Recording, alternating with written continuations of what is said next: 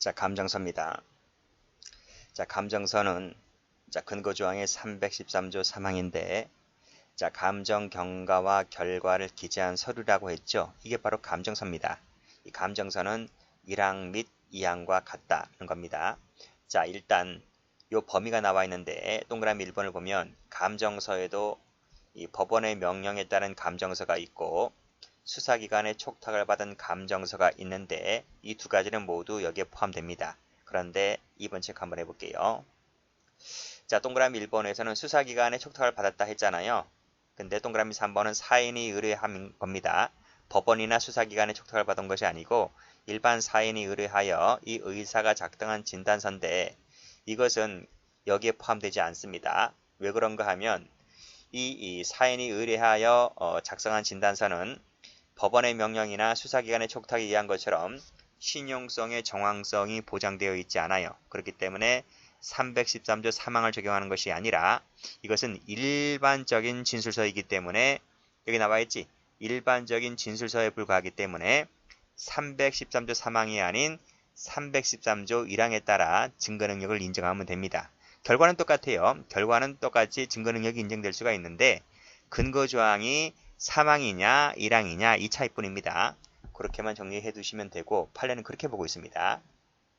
그러니까 옛날 책들은 거기 판례가 이제 적시되어 있는데 다 필요 없습니다. 이 정도만 정리하시면 돼요. 자, 방금 위에서 3항 같은 경우에 1항과 2항과 같다, 1항 및 2항과 같다 했잖아요. 그 부분이 바로 밑에 인정 요건입니다. 감정서는 피고인 아닌 자가 작성한 진술서와 동일한 요건 하에서 증거 능력 여부를 판단하면 됩니다. 그 자세한 부분은 밑에 각주를 달아놨기 때문에 각주를 참조하시면 될 것 같고 이 자체가 여기서는 시험에 나오지를 않습니다. 자, 이제 끝났어요. 감정서는 끝났는데 이 감정인도 신문 조서를 쓰거든요. 그래서 필요하다면 감정 결과를 감정인에게 설명하게 할 수 있는데 이 감정인이 누구 앞에서 설명했는가에 따라서 이 근거조항이 달라집니다. 여기 나와 있지. 주체에 따라 달라진다고요. 그래서 법원 앞에서 감정인이 설명했다면 그 근거조항은 311조에 따라 판단하면 되는 거고 수사기관 앞에서 설명했다면 312조 사항에 따라서 판단하면 됩니다. 자, 그렇게 보시면 돼요. 그다지 시험에 날 것 같지는 않습니다. 자, 됐습니다. 자, 7번 314조 나오죠? 중요합니다. 자, 이 314조는 뭐냐면 자, 여기 보세요. 312조, 313조의 경우에 했잖아요. 그쵸? 그게 무슨 말이냐면 우리 312조에서 증거능력 인정 요건 나와 있고 313조에서도 증거능력 인정 요건 나와 있는데 그걸 구비했을 때 한해서만 증거로 쓸 수가 있는 거잖아요. 근데 구비하지 못했다 하더라도 무조건 증거로 못 쓴다고 하면 확실한 범죄인은 잡아놨는데 그 312조의 일부 요건 탈락, 313조 일부 요건 탈락 때문에 확실한 범죄인을 처벌할 수 없게 되는 것을 방지하기 위해서 만들어 놓은 조항이 314조다 이렇게 보시면 되겠습니다. 그래서 이것은 일반적인 보충조항에 해당되는 거예요. 자, 그래서 여기 보시면 312조나 313조의 경우에 있어서 일정한 요건을 갖추지 못했다 하더라도 그자가 사망이나 진술, 질병, 외국 거주, 소재 불명, 그 밖의 이에 준하는 사유로 인해서 진술할 수 없을 때에는 이게 이제 1번인데요. 이것을 한마디로 뭐라 하냐면 밑에 나와 있듯이 필요성이라고 합니다. 즉 필요성을 구비했고 두 번째로서는 마지막에 그 작성 진술이 특신 상태 하에서 행해졌다라고 판단될 때에는 즉 1번 요건과 2번 요건을 모두 구비했을 때 한해서 증거를 쓸 수 있다 이 얘기입니다. 됐나요? 그런 얘기입니다. 자, 근데 여러분 맨 앞에 도표 한번 가보시면 요 도표 나와 있죠? 자, 이 도표에서 여기 314조 나와 있을 거예요. 그쵸? 314조 같은 경우에 요 311조나 312조에서 요 1항하고 2항이 있었죠? 3항이 있었죠? 13가지의 경우에는 적용되지가 않습니다. 314조가. 그치? 311조는 당연히 100% 증거 능력이 인정되는 부분이기 때문에 이것은 314조가 적용될 여지가 없는 거예요. 그리고 1항과 3항 같은 경우에는 내용 인정하면 증거 능력이 있고 내용을 부인하면 당연히 증거 능력을 못 쓰는 것이기 때문에 여기에서도 314조는 적용될 여지가 없는 거예요. 아시겠어요? 자, 다음 요 312조 사항 있죠? 그쵸? 여기에서는 필요성과 특신 상태를 구비하면 증거 능력이 있다고 보고, 그리고 진술서 관련해서 5항이 있었고 313조 1항이 있었는데, 그리고 요 5항 같은 경우에 있어서 여기 5항 같은 경우에는 312조 1항에서 4항까지를 준용하잖아요. 준용하고 있기 때문에 여기서 이 준용 조항에서 1항과 3항에 걸려버리면 안 됩니다. 안 되지만 4항 같은 경우에는 돼. 4항 같은 경우에는. 그렇죠? 4항 같은 경우에는 필요성과 특신 상태를 갖추게 되면 314조를 적용할 수 있는 거예요. 그 다음 313조 1항이나 그 밑에 312조 6항이나 313조 3항이죠. 요 세 가지는 전부 다 필요성, 특신 상태를 구비하면 증거 능력이 있다. 이렇게 보고, 그리고 당연히 증거 능력이 인정되는 것은 당연히 적용되지 않겠죠. 311조와 똑같이 그렇게 보시면 되겠습니다. 그래서 314조가 적용되는 것은, 적용되지 않는 것은 일단은 당연히 100% 증거 능력이 인정되는 것은 311조 같은 경우에도 314조 적용되지 않고, 그리고 마지막에 315조도 적용되지 않는다. 피신조서에서 1항과 3항, 검사 작성과 사법경찰의 작성 같은 경우는 내용 인정이면 증거 능력이 있지만 내용을 부정해버리면 증거 능력이 없기 때문에 여기서도 314조가 개입될 여지는 전혀 없는 것이다. 그리고 이 조항을 준용하는 312조 5항에서 1항과 4항을 준용하도록 되어 있는데, 특히 1항과 3항을 준용하는 부분은 적용되지가 않는다. 그렇지만 1항과 3항이 아닌 4항을 준용하는 부분은 적용된다. 그리고 나머지 전부 다 필요성 특신 상태를 구비하면 314조가 적용된다. 이렇게 정리하시면 되겠습니다. 쉽죠? 진짜 쉬워요. 그럼 다시 교재를 와서 보시면, 자, 방금 조문에서 읽었듯이 필요성과 특신 상태를 구비하면 증거 능력이 있다. 이런 말이고. 자, 그럼 적용 범위 보겠습니다. 자, 피신조서 같은 경우에 두 개 묶여볼게요. 피신조서 같은 경우에 314조 적용된다 그랬어, 안 된다 그랬어? 아, 여기서 그랬잖아요. 여기서 뭐라 그랬어? 여기 검사 작성과 피신조서 나오잖아. 피신조서에서 검사 작성과 사법경찰관 작성은 적용되지 않는다고요. 그래서 여기 오시면 검사 작성 나오지, 사법경찰관 작성 나오지, 적용되지 않는다고요. 당해 피고인은 적용되지 않습니다. 검사 작성. 경찰 작성은 적용되지 않지? 그럼 판례가 있잖아. 그치? 적용되지 않습니다. 자, 그리고 검사 작성은 적용되지 않는데 예외가 있어. 학자들 중에서. 그치? 다수 학자들은 당해 피고인은 적용되지 않지만 당해 피고인이 아닌 자 같은 경우에는 몇 조가 적용되었죠? 우리 앞에서 배웠는데 아닌 자 같은 경우에는 312조 4항이 적용됐잖아요. 4항이 적용됐죠.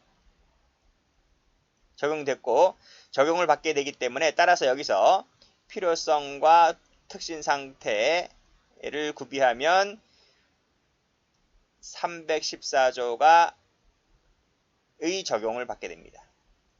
그래서 피고인이 아닌 자 같은 경우에는 314조가 적용된다는 말이 여기서 나오는 거야. 됐죠? 그런 내용이 그 검사 작성할 때 찾아보시면 여기 나와 있을 겁니다. 자, 됐고 이제 지울게요. 지우고 동그라미 3번을 보시면 여기 요 314조에 적용되는 서류에는 요 피신조서 빼고, 물론 약간 예외도 있긴 하지만 피신조서 빼고, 그렇죠? 피신조서 빼고 참고인 진술조서, 진술서, 진술기재 서류, 검증조서, 감정서 다 적용됩니다. 아, 적용되잖아. 여기 봐봐. 여기 적용되지?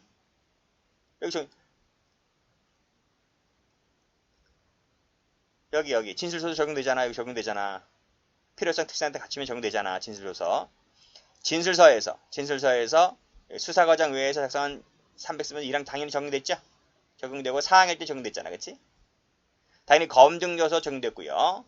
감정서 적용됐고요. 적용됐단 말이에요. 그 얘기가 바로 여기에 한 줄로 나오는 겁니다. 참고인 진술조서, 진술서, 진술기재 서류, 검증조서, 감정서 당연히 적용된다. 적용된다. 이거 체크해 볼게요. 근데 요거 말고 이게 더 중요해. 외국 수사기관의 작성한 것도 적용되냐? 됩니다. 여기 판례가 나와 있어. 빨간색 드시고 외국 동그라미. 그쵸? 작성한 조서나 서류도 314조가 적용된다. 여기 밑에 미합중국 나와 있지? 미합중국. 여기 미합중국 나와 있지? 옆에 질문서, 증언 녹취서, 마지막에 314조다. 이렇게 보시면 되겠네요. 자, 요건 봅니다. 첫 번째 필요성. 당연히 사망 나와 있지. 사망일 때는 굳이 안 적었어요. 사망은 당연하기 때문에. 이제 질병 관련해서 판례가 있습니다. 질병은 중병임을 말한다. 중병 동그라미. 자, 외국 거주입니다. 외국 거주는 단지 그자가 외국에 있다는 것만으로는 안 돼요. 있다는 것만으로는 안 되고 그를 공판정에 출석시켜서 진술하게 할 모든 수단을 강구해라. 그래서 상당한 수단을 다했더라도 진술을 요할 자를 법정에 출석하게 할 수 없는 사정이 있을 때 한해서 증거 능력이 있다. 이런 얘기입니다. 요것도 나와요. 요 마지막에. 그러니까 외국 거주는 단순히 외국에 있다는 것만으로는 족하다면 틀려요. 부족하고 마지막에 이러한 사정이 있을 때 안에서만 된다는 것인데 일단 이것이 한 문제 나온다 그랬어요. 근데요. 단순히 외국에 있다는 것만으로는 안 된다 했잖아요. 그치? 근데 다음 페이지 한번 가보시면 자, 빨간 펜 들어보세요. 되는 거지? 되는 겁니다. 314조가 되는 겁니다. 자, 미국 동그라미. 미국으로 갔지? 그리고 뭐 장기간 귀국할 수 없음을 통보했다. 뭐 필요 없고 여기도 일본에 갔지? 그리고 뭐 송달이 불가능하다는 취지 회신을 받았고 뭐 이런 다 필요 없어요. 자, 그다음 미국으로 도피했지? 프랑스 갔습니다. 그래서 이 판례가 4개밖에 없어요. 부정되는 판례 이런 판례 안 나옵니다. 미국, 그다음 일본. 분명 앞에서 뭐라 그랬어요? 앞에서 단순히 외국에 있다는 것만으로는 안 된다 했는데 지금 동그라미 치는 이런 판례들은 요 미국, 일본, 여기 미국, 여기 프랑스 이런 판례들은 요 마지막 요 세 줄에 해당하기 때문에 314조가 적용되었다 이렇게 보시면 되는 것이고 판례가 나온다고 하면 요 동그라미 친 것밖에 안 나오기니까 그렇게 봐주시면 되겠습니다. 됐나요? 됐어요. 자, 다음 소재불명을 봅니다. 소재불명 단순히 소황불능된 것만 갖고는 안 돼요. 소황불능만으로는 안 된다. 이런 판례 있습니다. 자, 소황은 송달불능이 되어서 소재 수사를 했는데 소재를 확인할 수 없어야 돼. 그래야 이것이 소재불명으로 봅니다. 또 자, 송달불능만 갖고는 안 된다 했어요. 자, 소재 탐지를 촉탁을 했는데 그래도 소재 확인이 안 돼. 그래도 안 돼. 또 촉탁을 했는데 회부가 오질 않아. 소재 확인도 안 됐거나 회부도 안 오거나 또는 주소지가 않은 곳에 소재 탐지 촉탁을 했거나 그랬을 때는 이것이 314조가 적용되지를 않습니다. 되는 것은 제 소재 수사를 했는데 소재를 확인할 수 없었어야 돼. 이거 확인돼야 돼. 확인되거나 확인이 안 돼야 돼. 그랬을 때 한해서만 소재 불능으로 가는 것이지 나머지는 소재 불능이 아니다. 그럼 요거 판례 한번 볼까요?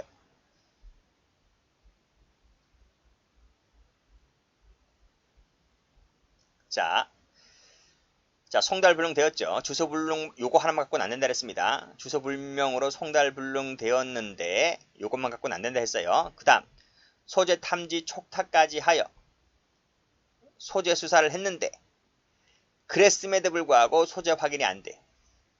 그치? 요럴 때에 314조 필요성으로 간다. 요 판례가 바로 이거야. 이 동그라미 1번이야. 동그라미 1번. 동그라미 1번 판례가 5번 판례입니다. 또 여기도 송달불능됐죠. 어?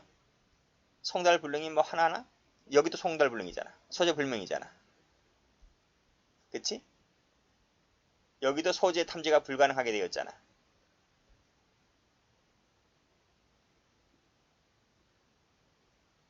그쵸? 근데 요건은 또 추가됩니다.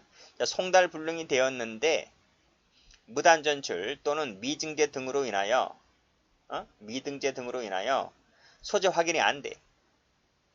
그랬다면 314조로 가겠다.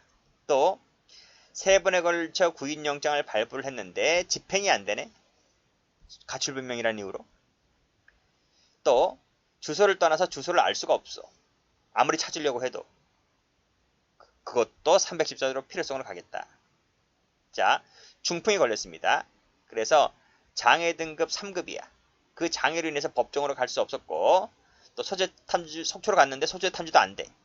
그랬다면 이것도 314조로 처리하겠다. 자, 일정한 주거가 없이 전전유전합니다. 이리저리 주거 없이 떠돌아다닌다는 거예요. 그래서 소재 탐지가 안 돼. 또 자, 법원 소환에 계속 불응하고 있고 구인하에도 영장이 집행되지 않네. 자, 다음 소환을 했는데 수차례 걸쳐 소환을 했는데 보복이 두렵다는 이유로 또 영장 집행조차도 안 돼. 여기도 영장 집행조차 안 됐죠. 구인장이 집행되지도 않았다.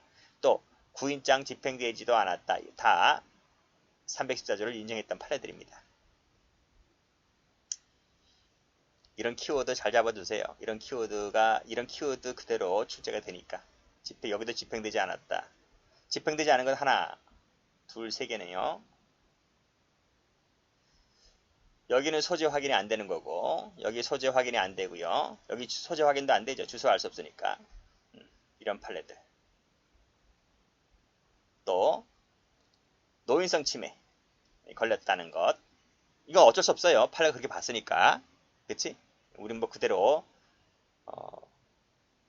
암기 형식으로 외우시면 돼요. 그 다음에 기억이 나지 않는다는 이유로 일부가 재현이 불가능되었다. 여기도 기억이 나지 않는다는 이유로 일부가 재현 불가능되었다. 이런 판례들 잘 나옵니다. 실제가. 재현 불가능 잘 나와요. 노인성 침해도 잘 나오고요.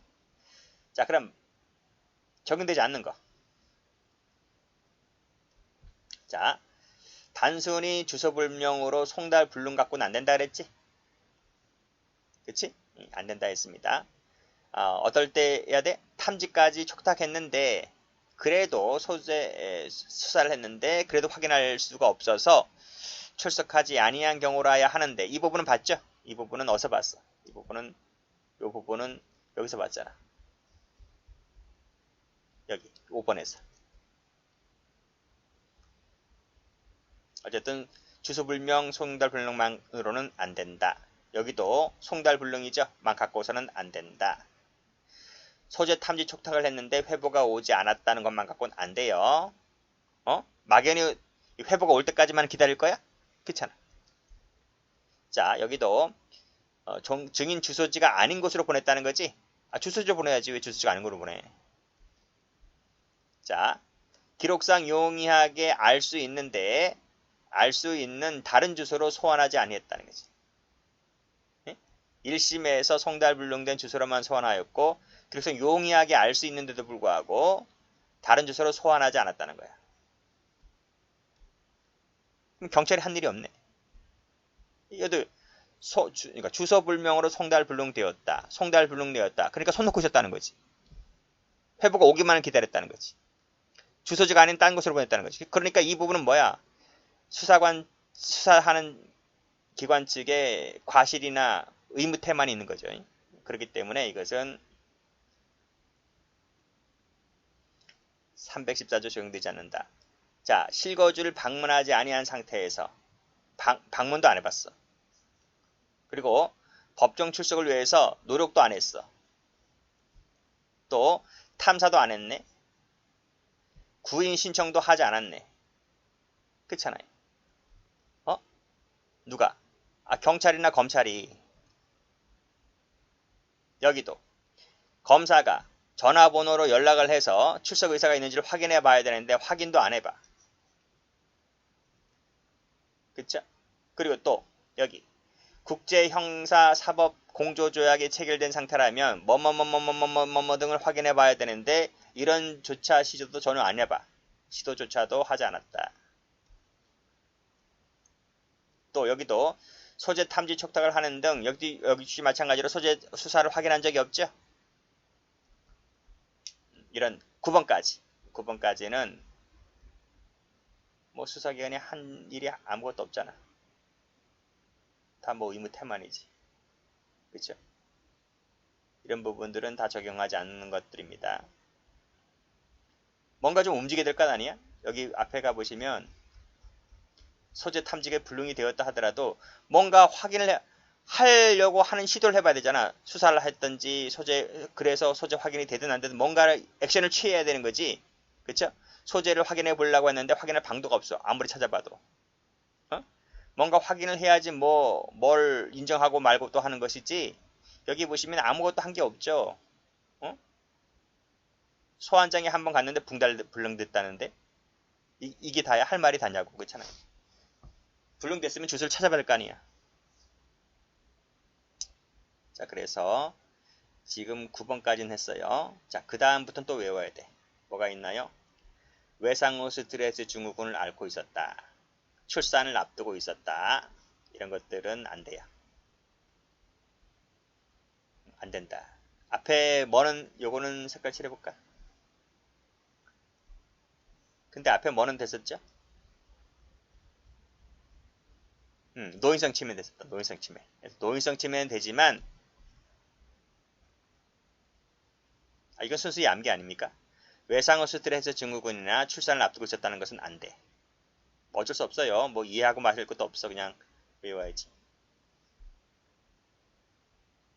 자, 그 다음 중요한 게 나옵니다. 진술거부권 보자. 자, 진술거부권 행사 이거 314조 그 밖에 준하는 사유로 보지를 않습니다. 지금 기타 사유네요. 이건 잠시 이따 보도록 할까요? 자, 페이지 한번 가보죠.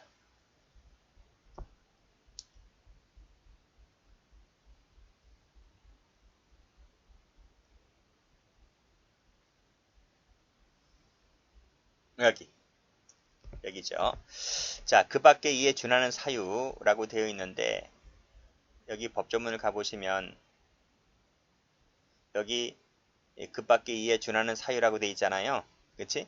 요것이 개정이 돼서 요것이 적지 마시고 2007년도에 개정이 됩니다.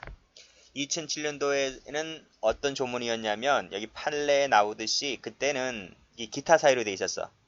기타 사유로 되어 있었던 것이 2007년도에 이렇게 개정이 됩니다. 그 밖에 이에 준하는 사유로. 그렇게 이해하시고 자, 그럼 이 기타 사유라고 하는 것은 그 밖에 이에 준하는 사유로 이렇게 볼 수 있어요. 자, 기타 사유는 자, 기억력이나 분별력을 상실한 상태에 있거나 그치? 상실한 상태. 그게 바로 뭐가 있어? 노인성 치매지. 방금 읽었던 노인성 치매. 자, 또 구인을 명했는데 끝내 구인이 집행되지 않아. 이때는 기타 사유로 본다는 거지. 그쵸? 우리 끝내 구인이 집행되지 않은 사유를 방금 봤지? 여기서 봤잖아요. 여기. 집행되지 않았다. 그치? 여기서 구인장이 집행되지 않았다. 그 집행조차도 되지 않았다. 이런 것들을 전부 다 기타 사유로 봅니다. 뭐 외워야 돼요. 자, 그렇게 보시고 그 다음에 여기도 보시면 입증 책임 314조 요건을 갖췄는지 안 갖췄는지 입증 책임은 검사에게 있다는 겁니다. 그리고 증인의 법정 출석을 위해서 가능하고도 충분한 노력을 다했는데 그럼에도 불구하고 부득이 증인 법정 출석이 불가능하게 되었다고 하는 것을 검사가 증명해야 돼. 검사가. 그치? 이런 내용이 나와 있어요. 뭐 시험 요 검색 지문이 몇 번 좀 나왔습니다. 그냥 읽어보시고. 자, 그럼 판례 다 봤지. 여기 있는 게 다야. 책 싹 뒤져봤는데 없어요 이제. 됐고 그 다음 마지막에 그 기타 사유에 진술거부권이 포함될 수 있느냐라고 하는 부분인데 학자들은 견해가 갈립니다. 근데 판례는 기타 사유에 진술거부권 행사는 포함되지 않는다고 봅니다. 그렇죠? 진술거부권 행사는 법정에 나왔던 얘기 아닙니까? 수사기관에 나왔던 얘기잖아. 수사기관에 나오거나 법정에 나왔던 얘기 아닙니까? 근데 앞에 보시면 필요성이라고 하는 것 자체가 사망, 질병, 외국 거주 아니야?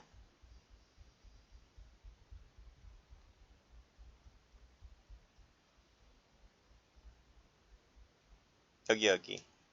응?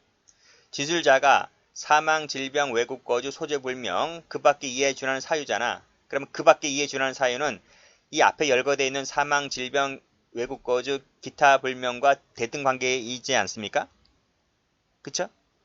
따라서 이 기타 이해 준하는 사유에는 진술거부권 고지가 들어오지 않는다고. 진술거부권이라고 하는 것은 법정에 출석했다는 얘기잖아. 법정에 출석했다는 말은 외국 거주 소지 불명이 아니잖아요. 그러니까 이건 포함되지 않는단 말입니다.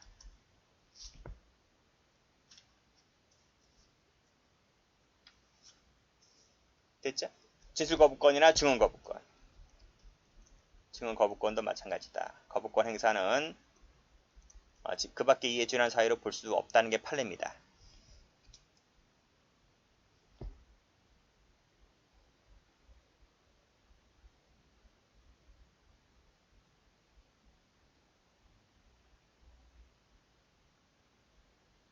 그치?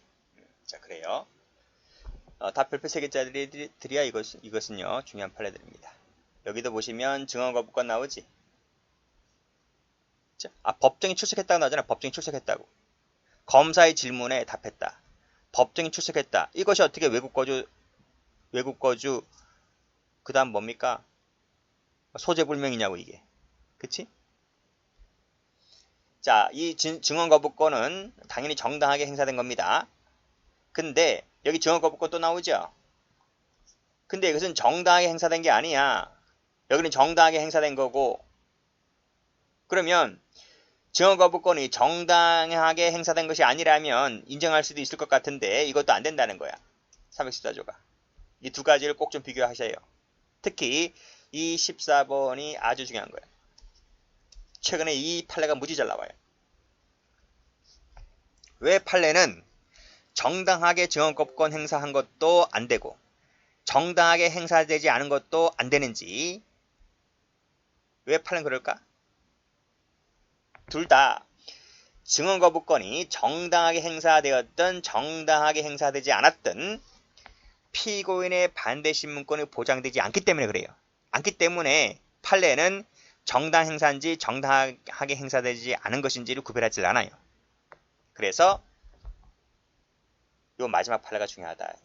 그래서 보시면 요때는 다 안 되는 게 아니라 정당하게 행사된 것이 아닌 것이 다 안 되는 게 아니라 요걸 잘 보셔야 돼.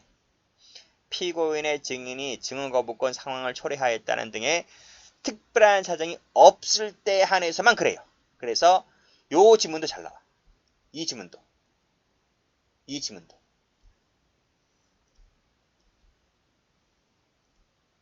이런 예외 사항을 두고 있다는 거예요.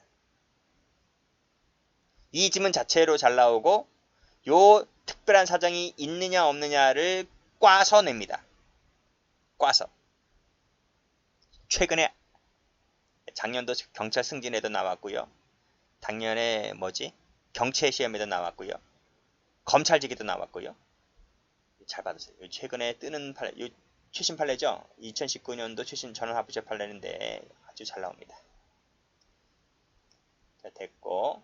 그래서 요 부분 지울까요? 자, 정당하게 행사된 것이 아니라 할지라도 정당하게 행사된 것과 똑같이, 그렇죠? 역시 그것은 증거 능력이 없다. 이런 얘기고요. 만약 여기 보시면 뭐라 그랬어요? 피고인이 증언거부권을 상황을 초래했다는 사정이 없을 때 한해서만 그렇다는 얘기지 않습니까? 만약에 증언거부 상황을 초래했다는 사정이 존재한다면, 그런 사정이 존재한다면 그때는 314조를 적용하겠다, 이런 얘기. 그런 사정이 없을 때 한해서만 안 되는 것이지 사정이 있다면 적용하겠다. 그래서 이 세 번째 줄이 중요한 거야. 요 부분이 됐어요. 그리고 또 중요한 것은 이 부분 정당하게 행사된 것이 아니라 하더라도, 여기는 정당하게 행사된 것이라 하더라도 두 가지 비교를 잘 해두시면 되겠습니다. 자, 마지막으로 특신 상태는 우리 앞에서 배운 것대로 똑같아요. 개념은. 그래서 여기 허위 개입의 여지가 전혀 없고 신형성, 임의성을 담보할 구체적인 외부적 정황이 있을 것은 개념이 똑같습니다. 자, 그리고 법정에서 반대신문권을 통해서 검증을 굳이 하지 않다 하더라도 신빙성, 임의성을 충분히 담보할 수 있는 상황이 있다면 된다. 314조 증거 능력을 인정하겠다는 얘기입니다. 또 증명의 정도는 합리적 의심의 여지를 배제할 정도입니다. 자, 이 정도면 된다. 정도에 이르러야 된다. 개연성만 갖고는 안 된다. 이것도 출제가 많이 되었고. 자, 이 판례도 방금 위에서 배운 판례랑 똑같아요. 자, 특신 상태라 하는 것은 허위 개입의 여지가 없고 임의성을 담보할 구체적 외부적 정황이 있는 경우를 가리킨다. 그리고 그 증명은 개연성만으로는 부족하고요. 합리적 의심의 여지를 배제할 정도가 되었을 때 증명되었다라고 본다. 위에 있는 판례랑 똑같죠? 여기까지 합니다.